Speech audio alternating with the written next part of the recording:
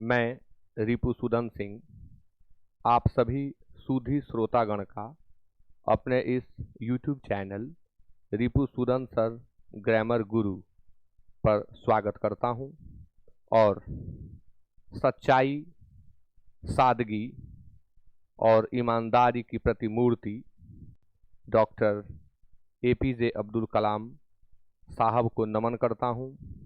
साथ ही अरुण तिवारी जी जो कलाम साहब के साथ मिलकर अग्नि की उड़ान, in English it is wings of fire, को हम लोगों के सामने लाने का काम किया। अब इस अग्नि की उड़ान बुक का ऑडियो फॉर्म मैं आपके सामने प्रस्तुत करके बहुत हर्ष महसूस कर रहा हूं और उम्मीद करता हूं कि आप सभी लोगों को यह पुस्तक काफ़ी अच्छी लगेगी और आप अच्छे सुझाव मुझे अपने कमेंट के रूप में अवश्य देंगे। अग्नि की उड़ान अध्याय 1 जो कलाम साहब की वाणी में है। मेरा जन्म मद्रास राज्य के रामेश्वरम कस्बे में एक मध्यम वर्गीय तमिल परिवार में हुआ था। मेरे पिता जैनुलाब्दीन की कोई बहुत अच्छी औपचारिक शिक्षा नहीं हुई थी और न ही वे कोई बहुत धनी व्यक्ति थे। इसके बावजूद वे बुद्धिमान थे और उनमें उदारता की सच्ची भावना थी। मेरी माँ आशी अम्मा उनकी आदर्श जीवन संगिनी थीं। मुझे याद नहीं है कि वे रोज़ाना कितने लोगों का खाना बनाती थीं और खिलाती थीं, लेकिन मैं यह पक्के तौर पर कह सकता हूँ कि हमारे सामूहिक परिवार में जितने लोग थे उससे कहीं ज़्यादा लोग हमारे यहाँ भोजन करते थे। मेरे माता पिता को हमारे समाज में एक आदर्श दंपति के रूप में देखा जाता था। मेरी माँ के खानदान का बड़ा सम्मान था और उनके एक वंशज को अंग्रेज़ों ने बहादुर की पदवी भी दे डाली थी। मैं कई बच्चों में से एक था, लंबे चौड़े और सुंदर माता पिता का छोटी कद काठी का साधारण सा दिखने वाला बच्चा। हम लोग अपने पुश्तैनी घर में रहते थे। यह घर 19वीं शताब्दी के मध्य में बना था। रामेश्वरम की मस्जिद वाली गली में बना यह घर चूने पत्थर व ईंट से बना, पक्का और बड़ा था। मेरे पिता आडंबरहीन व्यक्ति थे और सभी अनावश्यक एवं ऐशो आराम वाली चीज़ों से दूर रहते थे, पर घर में सभी आवश्यक चीज़ें समुचित मात्रा में सुलभता से उपलब्ध थीं। वास्तव में मैं कहूँगा कि मेरा बचपन बहुत ही निश्चिंतता और सादेपन में बीता, भौतिक एवं भावनात्मक दोनों ही तरह से। मैं प्रायः अपनी माँ के साथ ही रसोई में नीचे बैठकर खाना खाया करता था। वे मेरे सामने केले का पत्ता बिछाती और फिर उस पर चावल एवं सुगंधित स्वादिष्ट सांभर देती। साथ में घर का बना अचार और नारियल की ताज़ा चटनी भी होती। प्रतिष्ठित शिव मंदिर, जिसके कारण रामेश्वरम प्रसिद्ध तीर्थ स्थल है, का हमारे घर से 10 मिनट का पैदल रास्ता था। इस इलाके में हम रहते थे वह मुस्लिम बहुल था। जिस इलाके में हम रहते थे वह मुस्लिम बहुल था, लेकिन वहाँ कुछ हिंदू परिवार भी थे जो अपने मुसलमान पड़ोसियों के साथ मिलजुल कर रहते थे। हमारे इलाके में एक बहुत ही पुरानी मस्जिद थी जहाँ शाम को नमाज के लिए मेरे पिताजी मुझे अपने साथ ले जाते थे। अरबी में जो नमाज अदा की जाती थी उसके बारे में मुझे कुछ पता तो नहीं था, लेकिन यह पक्का विश्वास था कि ये बातें ईश्वर तक जरूर पहुंच जाती हैं। नमाज के बाद जब मेरे पिताजी मस्जिद से बाहर आते तो विभिन्न धर्मों के लोग मस्जिद के बाहर बैठे उनकी प्रतीक्षा कर रहे होते थे। उनमें कई लोग पानी के कटोरे मेरे पिताजी के सामने रखते। पिताजी अपनी अंगुलियों को उसमें डुबोते और कुछ पढ़ते जाते। इसके बाद वह पानी बीमार लोगों के लिए घरों में ले जाया जाता। मुझे भी याद है कि लोग ठीक होने के बाद शुक्रिया अदा करने हमारे घर आते। पिताजी हमेशा मुस्कुराते और शुभचिंतक एवं दयावान अल्लाह को शुक्रिया करने को कहते। रामेश्वरम मंदिर के सबसे बड़े पुजारी पक्षी लक्ष्मण शास्त्री मेरे पिता के अभिन्न मित्र थे। अपने शुरुआती बचपन की यादों में इन दो लोगों के बारे में मुझे सबसे अच्छी तरह याद है। दोनों अपनी पारंपरिक वेशभूषा में होते और आध्यात्मिक मामलों पर चर्चाएं करते रहते। जब मैं प्रश्न पूछने लायक बड़ा हुआ तो मैंने पिताजी से नमाज की प्रासंगिकता के बारे में पूछा। पिताजी ने मुझे बताया कि नमाज में रहस्यमय कुछ भी नहीं है। नमाज से लोगों के बीच भाईचारे की भावना संभव हो पाती है। वे कहते, जब तुम नमाज पढ़ते हो तो तुम अपने शरीर से इतर ब्रह्मांड का एक हिस्सा बन जाते हो, जिसमें दौलत, आयु, जाति या धर्म, पंथ का कोई भेदभाव नहीं होता। मेरे पिताजी अध्यात्म की जटिल अवधारणाओं को भी तमिल में बहुत ही सरल ढंग से समझा देते थे। एक बार उन्होंने मुझसे कहा, खुद उनके वक्त में, खुद उनके स्थान पर जो वे वास्तव में हैं और जिस अवस्था में पहुंचे हैं, अच्छी या बुरी, हर इंसान भी उसी तरह दैवी शक्ति रूपी ब्रह्मांड में उसके एक विशेष हिस्से के रूप में होता है। तो हम संकटों, दुखों या समस्याओं से क्यों घबराएं? जब संकट या दुख आए तो उनका कारण जानने की कोशिश करो। विपत्ति हमेशा आत्मविश्लेषण के अवसर प्रदान करती है। आप उन लोगों को यह बात क्यों नहीं बताते जो आपके पास मदद और सलाह मांगने के लिए आते हैं? मैंने पिताजी से पूछा। उन्होंने अपने हाथ मेरे कंधों पर रखे और मेरी आंखों में देखा। कुछ क्षण वे चुप रहे, जैसे वे मेरी समझ की क्षमता की जांच कर रहे हों। फिर धीमे और गहरे स्वर में उन्होंने उत्तर दिया। पिताजी के इस जवाब ने मेरे भीतर नई ऊर्जा और अपरिमित उत्साह को भरने का काम किया। जब कभी इंसान अपने को अकेला पाता है तो उसे एक साथी की तलाश होती है, जो स्वाभाविक ही है। जब इंसान संकट में होता है तो उसे किसी की मदद की जरूरत होती है। जब वह अपने को किसी गतिरोध में फंसा पाता है तो उसे चाहिए होता है ऐसा साथी जो बाहर निकलने का रास्ता दिखा सके।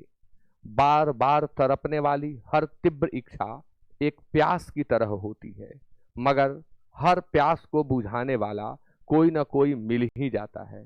जो लोग अपने संकट की घड़ियों में मेरे पास आते हैं, मैं उनके लिए अपनी प्रार्थनाओं के जरिए ईश्वरीय शक्तियों के संबंध स्थापित करने का माध्यम बन जाता हूँ। हालांकि हर जगह, हर बार यह सही नहीं होता और न ही कभी ऐसा होना चाहिए।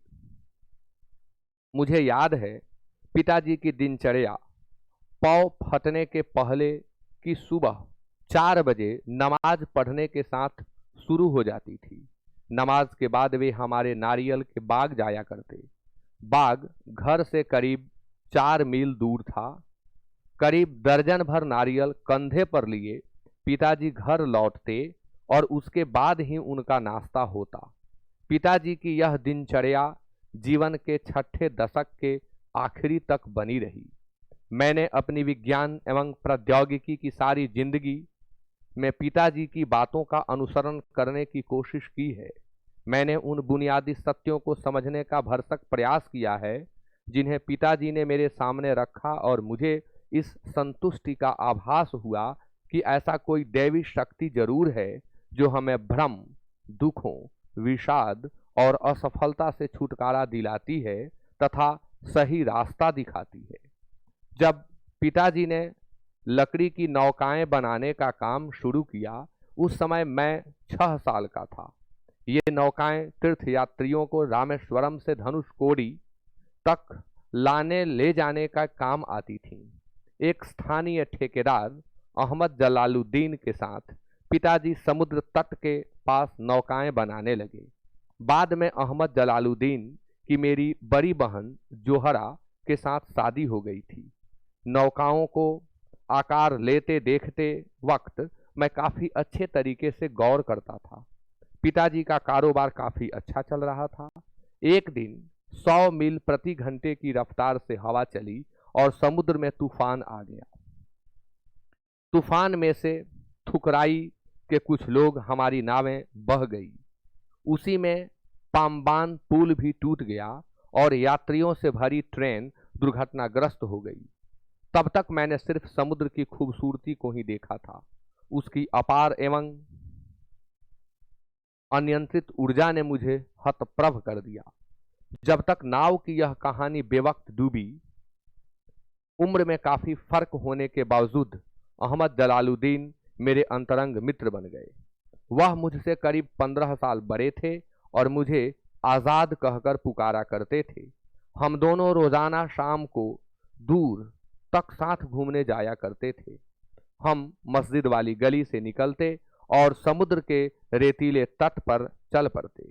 मैं और जलालुद्दीन प्रायः आध्यात्मिक विषयों पर बातें करते।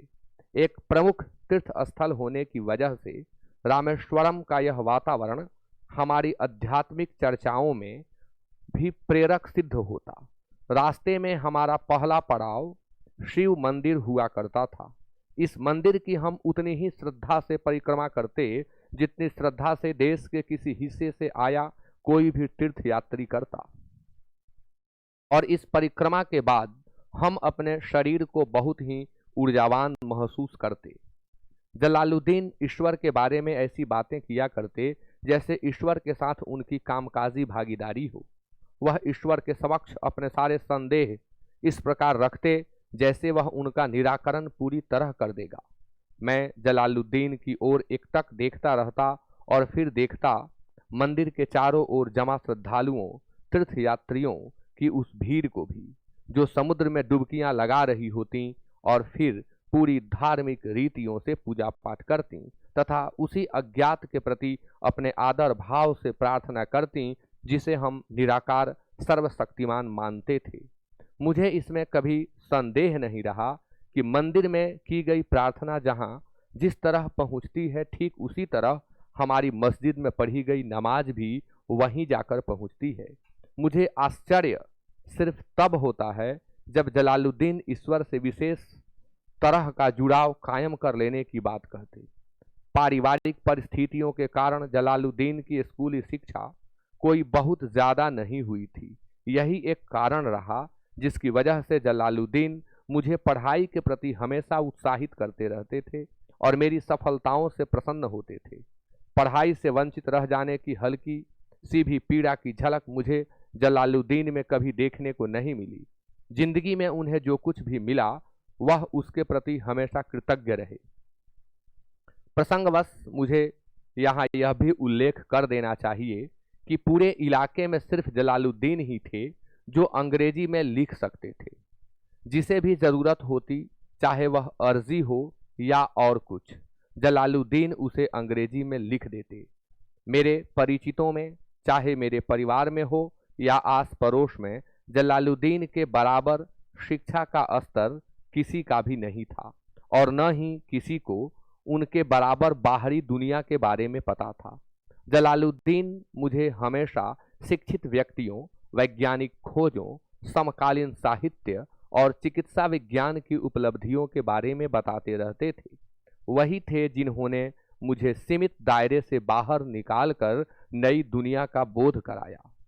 मेरे बाल्यकाल में पुस्तकें एक दुर्लभ वस्तु की तरह हुआ करती थीं। हमारे यहाँ स्थानीय स्तर पर एक पूर्व क्रांतिकारी या कहिए उग्र राष्ट्रवादी STR मानिकम का निजी पुस्तकालय था। उन्होंने मुझे हमेशा पढ़ने के लिए उत्साहित किया। मैं अक्सर उनके घर से पढ़ने के लिए किताबें लाया करता था।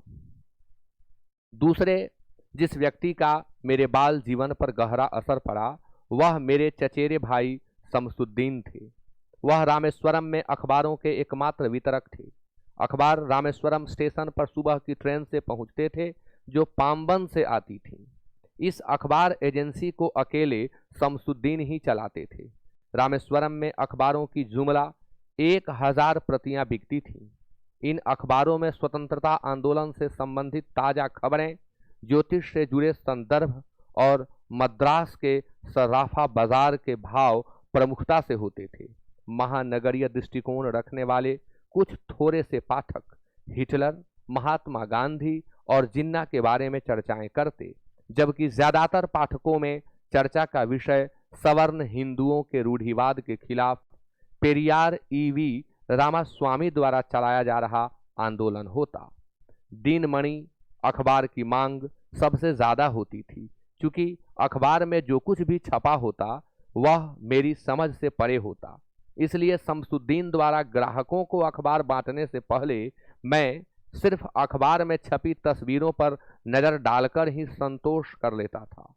सन 1939 में जब द्वितीय विश्व युद्ध छिड़ा तब मैं 8 वर्ष का था। तभी बाजार में इमली के बीजों की अचानक तेज मांग उठी, जिसका कारण मुझे कभी समझ में नहीं आया। मैं इन बीजों को इकट्ठा करता था और मस्जिद वाली गली में एक परचून की दुकान पर बेच देता। इससे मुझे 1 आना रोज मिल जाता था। विश्व युद्ध की खबरें जलालुद्दीन मुझे बताते रहते थे, जिन्हें बाद में मैं दिनमणि अखबार के शीर्षकों में ढूंढने की कोशिश करता। विश्व युद्ध का हमारे यहाँ जरा भी असर नहीं था, लेकिन जल्दी ही भारत पर भी मित्र देशों की सेनाओं ने शामिल होने का दबाव डाला गया और देश में एक तरह का आपातकाल घोषित कर दिया गया। उसका पहला नतीजा इस रूप में सामने आया कि रामेश्वरम स्टेशन पर गाड़ी का ठहरना बंद कर दिया गया। ऐसी स्थिति में अखबारों के बंडल रामेश्वरम और धनुषकोडी के बीच रामेश्वरम रोड पर चलती ट्रेन से गिरा दिए जाते थे। तब शमसुद्दीन को ऐसे मददगार की तलाश हुई जो अखबारों के बंडल झेलने और गिरे हुए बंडलों को उठाने में उनका हाथ बटा सके। स्वाभाविक है मैं ही मददगार बना। इस तरह शमसुद्दीन से मुझे अपनी पहली तनख्वाह मिली। आधी शताब्दी गुजर जाने के बाद आज भी मैं अपने द्वारा कमाई पहली तनख्वाह पर गर्व करता हूँ। हर बच्चा एक विशेष आर्थिक, सामाजिक और भावनात्मक परिवेश में कुछ वंशागत गुणों के साथ जन्म लेता है, फिर संस्कारों के अनुरूप उसे ढाला जाता है। मुझे अपने पिताजी से विरासत के रूप में ईमानदारी और आत्म अनुशासन मिला तथा माँ से ईश्वर में विश्वास और करुणा का भाव। यही गुण मेरे तीनों भाई बहनों को भी विरासत में मिले। लेकिन मैंने जलालुद्दीन और शमसुद्दीन के साथ अपना जो समय गुजारा उसका मेरे बचपन में एक अद्वितीय योगदान रहा और इसी के रहते मेरे जीवन में सारे बदलाव आए। स्कूली शिक्षा नहीं होने के बाद भी जलालुद्दीन एवं शमसुद्दीन इतनी सहज बुद्धि के थे और मेरे अकथनीय संदेशों या यूं झट से जवाब दे देते थे कि बचपन में मैं बिना किसी हिचकिचाहट के अपनी सृजनात्मकता को उनके बीच रख सका। बचपन में मेरे 3 पक्के दोस्त थे, रामानंद शास्त्री, अरविंदन और शिव प्रकाशन। ये तीनों ही ब्राह्मण परिवारों से थे। रामानंद शास्त्री तो रामेश्वरम मंदिर के सबसे बड़े पुजारी पक्षी लक्ष्मण शास्त्री का बेटा था। अलग अलग धर्म, पालन पोषण, पढ़ाई लिखाई को लेकर हम में से किसी भी बच्चे ने कभी भी आपस में कोई भेदभाव महसूस नहीं किया। आगे चलकर रामानंद शास्त्री तो अपने पिता के स्थान पर रामेश्वरम मंदिर का पुजारी बना। अरविंदन ने तीर्थयात्रियों को घुमाने के लिए टेम्पो चलाने का कारोबार कर लिया और शिव प्रकाशन दक्षिण रेलवे में खान पान का ठेकेदार हो गया। प्रतिवर्ष होने वाले श्री सीताराम विवाह समारोह के दौरान हमारा परिवार विवाह स्थल तक भगवान श्री राम की मूर्तियां ले जाने के लिए विशेष प्रकार की नावों का बंदोबस्त किया करता था। यह विवाह स्थल तालाब के बीचों बीच स्थित था और इसे राम तीर्थ कहते थे। यह हमारे घर के पास ही था। मेरी माँ और दादी घर के बच्चों को सोते समय रामायण के किस्से और पैगंबर मुहम्मद से जुड़ी घटनाएं सुनाती थीं। जब मैं रामेश्वरम के प्राइमरी स्कूल में 5वीं कक्षा में था, तब एक दिन एक नए शिक्षक हमारी कक्षा में आए। मैं टोपी पहना करता था, जो मेरे मुसलमान होने का प्रतीक था। कक्षा में मैं हमेशा आगे की पंक्ति में जनेऊ पहने रामानंद शास्त्री के साथ बैठा करता था। नए शिक्षक को एक हिंदू लड़के के साथ मुसलमान लड़के का बैठना अच्छा नहीं लगा। उन्होंने मुझे उठाकर पीछे वाली बेंच पर चले जाने को कहा। मुझे बहुत बुरा लगा। रामानंद शास्त्री को भी यह बहुत खला। मुझे पीछे की पंक्ति में बैठाए जाते देख वह काफी उदास नजर आ रहा था। उसके चेहरे पर जो रुआंसी के भाव थे, उनकी मुझ पर गहरी छाप पड़ी। स्कूल की छुट्टी होने पर हम घर आए और सारी घटना अपने घर वालों को बताई। यह सुनकर लक्ष्मण शास्त्री ने उस शिक्षक को बुलाया और कहा कि उसके निर्दोष बच्चे के दिमाग में इस तरह सामाजिक असमानता और सांप्रदायिकता का विष नहीं घोला जाना चाहिए। हम सब भी उस वक्त वहां मौजूद थे। लक्ष्मण शास्त्री ने उस शिक्षक से साफ साफ कह दिया कि या तो वह क्षमा मांगे या फिर स्कूल छोड़कर यहाँ से चला जाए। उस शिक्षक ने अपने किए व्यवहार पर न सिर्फ दुख व्यक्त किया, बल्कि लक्ष्मण शास्त्री के कड़े रुख एवं धर्मनिरपेक्षता में उनके विश्वास से उस नौजवान शिक्षक में अंततः बदलाव आ गया। पूरे रामेश्वरम में विभिन्न जातियों का जो छोटा सा समाज था, वह कई स्तरों में था। इस पृथक्करण के मामले में ये जातियां बहुत ही कठोर थीं। मेरे विज्ञान के शिक्षक शिव सुब्रमण्य अय्यर कट्टर सनातनी ब्राह्मण थे और उनकी पत्नी घोर रूढ़िवादी थीं, लेकिन वे कुछ कुछ रूढ़िवाद के खिलाफ हो चले थे। उन्होंने उन सामाजिक रूढ़ियों को तोड़ने के लिए अपनी तरफ से काफी कोशिशें की, ताकि विभिन्न वर्गों के लोग आपस में एक दूसरे के साथ मिल सकें और जातीय असमानता खत्म हो। वे मेरे साथ काफी समय बिताते थे और कहा करते, कलाम, मैं तुम्हें ऐसा बनाना चाहता हूं कि तुम बड़े शहरों के लोगों के बीच एक उच्च शिक्षित व्यक्ति के रूप में पहचाने जाओगे। एक दिन उन्होंने मुझे खाने पर अपने घर बुलाया। उनकी पत्नी इस बात से बहुत ही परेशान एवं भयभीत थीं कि उनकी पवित्र और धर्मनिष्ठ रसोई में एक मुसलमान युवक को भोजन पर आमंत्रित किया गया है। उन्होंने अपनी रसोई के भीतर मुझे खाना खिलाने से साफ इनकार कर दिया। शिव सुब्रमण्य अय्यर अपनी पत्नी के इस रूख से जरा भी विचलित नहीं हुए और न ही उन्हें क्रोध आया, बल्कि उन्होंने खुद अपने हाथ से मुझे खाना परोसा और फिर बाहर आकर मेरे पास ही अपना खाना लेकर बैठ गए। उनकी पत्नी यह सब रसोई के दरवाजे के पीछे खड़ी देखती रही। मुझे आश्चर्य हो रहा था कि क्या वे मेरे चावल खाने के तरीके, पानी पीने के ढंग और खाना खा चुकने के बाद उस स्थान को साफ करने के तरीके में कोई फर्क देख रही थी। जब मैं उनके घर से खाना खाने के बाद लौटने लगा, तो अय्यर महोदय ने मुझे फिर अगले हफ्ते रात के खाने पर आने को कहा। मेरी हिचकिचाहट को देखते हुए वे बोले, इसमें परेशान होने की कोई ज़रूरत नहीं है। एक बार जब तुम व्यवस्था बदल डालने का फैसला कर लेते हो, तो ऐसी समस्याएं सामने आती ही हैं। अगले हफ्ते जब मैं शिव सुब्रमण्य अय्यर के घर रात्रि भोज पर गया, तो उनकी पत्नी ही मुझे रसोई में ले गई और खुद अपने हाथों से मुझे खाना परोसा। द्वितीय विश्व युद्ध खत्म हो चुका था और भारत की आज़ादी भी बहुत दूर नहीं थी।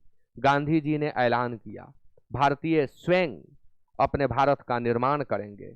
पूरे देश में अप्रत्याशित उम्मीदें थी। मैंने अपने पिताजी से रामेश्वरम छोड़कर जिला मुख्यालय रामनाथपुरम जाकर पढ़ाई करने की अनुमति मांगी।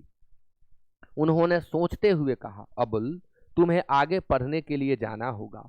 तुम्हें अपनी लालसाएं पूरी करने और आगे बढ़ने के लिए उस जगह चले जाना चाहिए जहां तुम्हारी जरूरतें पूरी हो सकती हैं। हमारा प्यार तुम्हें बांधेगा नहीं और न ही हमारी जरूरतें तुम्हें रोकेंगी। मेरी हिचकिचाती हुई माँ को उन्होंने खलील जिब्रान का हवाला देते हुए कहा, तुम्हारे बच्चे तुम्हारे नहीं हैं, वे तो खुद के लिए जीवन की लालसाओं के बेटे बेटियां हैं। वे तुम्हारे जरिए आते हैं लेकिन तुमसे नहीं आते। तुम उन्हें अपना प्यार दे सकती हो लेकिन अपने विचार नहीं।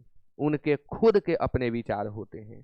पिताजी हम 4 भाइयों को मस्जिद ले गए और पवित्र कुरान से अल फातिहा पढ़कर प्रार्थना की। फिर पिताजी मुझे रामेश्वरम स्टेशन पर छोड़ने आए और कहा, इस जगह तुम्हारा शरीर तो रह सकता है लेकिन तुम्हारा मन नहीं। तुम्हारे मन को तो कल के उस घर में रहने जाना है जहां हम में से कोई भी रामेश्वरम से वहां नहीं जा सकता और न ही सपनों में देख सकता है। मेरे बच्चे, ईश्वर तुम्हें खुश रखे।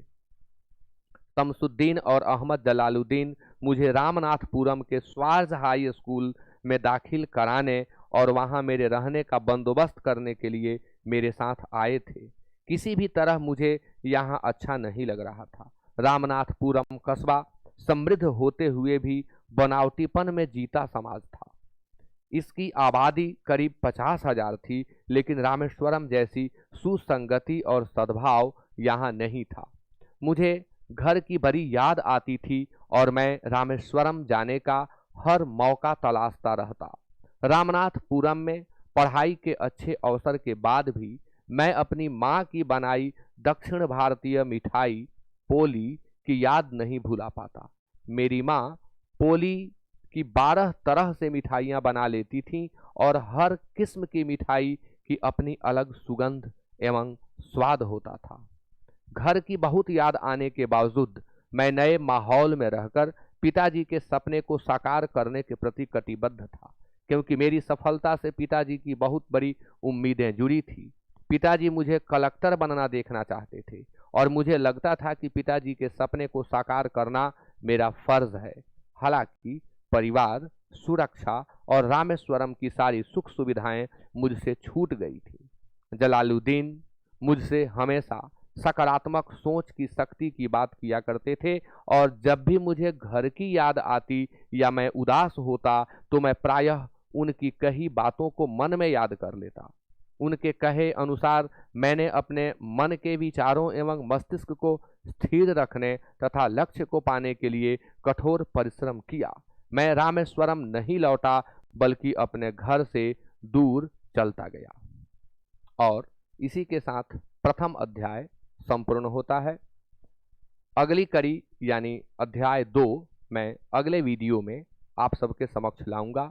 तब तक के लिए आप सभी को नमस्कार और धन्यवाद।